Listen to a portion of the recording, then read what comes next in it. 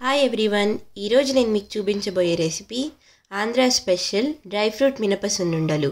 చూస్తున్నారు కదండి ఎంత యమ్మీగా ఉన్నాయో.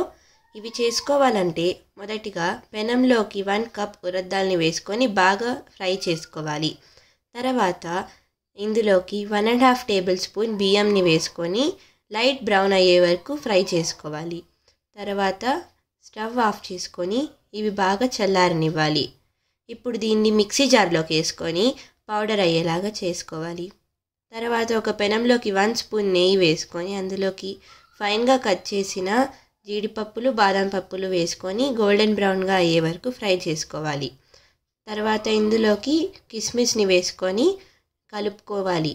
తర్వాత ఇందులోకి మనం ముందుగా పౌడర్ చేసి పెట్టిన ఉరద్దాల్ పౌడర్ని వేసుకొని స్టవ్ ఆఫ్ చేసేసి 1 కప్ పౌడర్డ్ షుగర్ని వేసుకొని బాగా మిక్స్ చేసుకోవాలి.